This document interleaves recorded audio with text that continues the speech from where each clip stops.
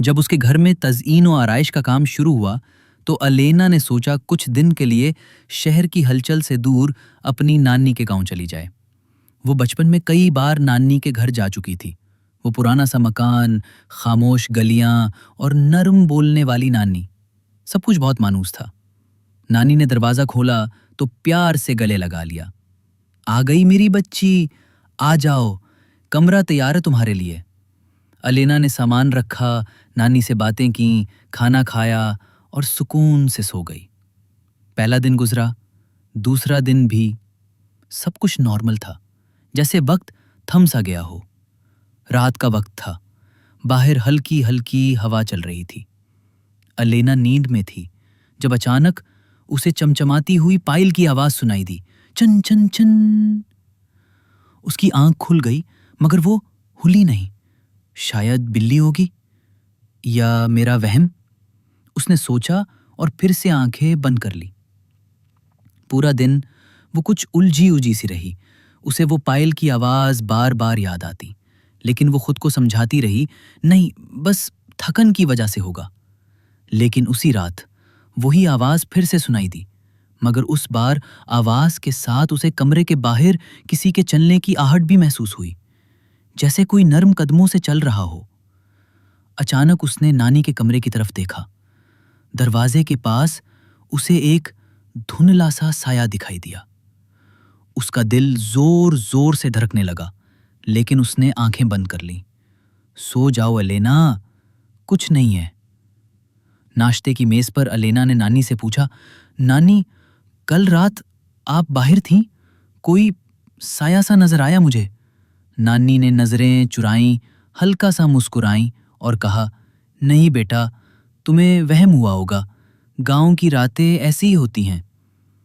Alena खामोश हो गई, मगर उसके दिल में एक अजीब सा खौफ बैठ चुका था। अगले 2 दिन सुकून से गुजरे, ना कोई आवाज, ना कोई साया। अलेना ने सक्का सांस लिया, मगर फिर छुटी रात वही साया फिर वापस आ गया। इस बार वो बिल्कुल उसके कमरे के दरवाजे के बाहर खड़ा था। अलेना की चीख निकलने ही वाली थी कि साया अचानक गायब हो गया। नानी ग्रास। अगली सुबह अलेना ने हिम्मत जमा की और नानी से साफ साफ पूछा, नानी, ये साया क्या है, मुझे सच बताएं। नानी ने गहरी सांस ली और आहिस्ता से बोली, बेटा, वो यहां रहती है, एक चुड़ैल। क्या? अलेना की आंखें फैल गईं। नानी बोली, ये घर असल में इसी का है। हमने बहुत साल पहले यहां आकर रिहाइश इख्तियार की थी। पहले कुछ दिनों तक हमें कुछ महसूस नहीं हुआ, लेकिन फिर वो आने लगी। एक रात वो मेरे ख्वाब में आई और बोली, ये घर मेरा है, तुम लोग यहां क्यों आए? मैंने माफी मांगी और कहा कि मैं सिर्फ छोटे बच्चों के साथ रहना चाहती हूं, तन्हा नहीं। फिर उसने कहा, अगर तुम मेरी मौजूदगी को तस्लीम करो तो मैं तुम्हें नुकसान नहीं दूंगी, मगर किसी और को मैं बर्दाश्त नहीं कर सकती। अलेना की आंखों में आंसू आ गए। तो फिर नानी, आपने मुझे क्यों बुलाया?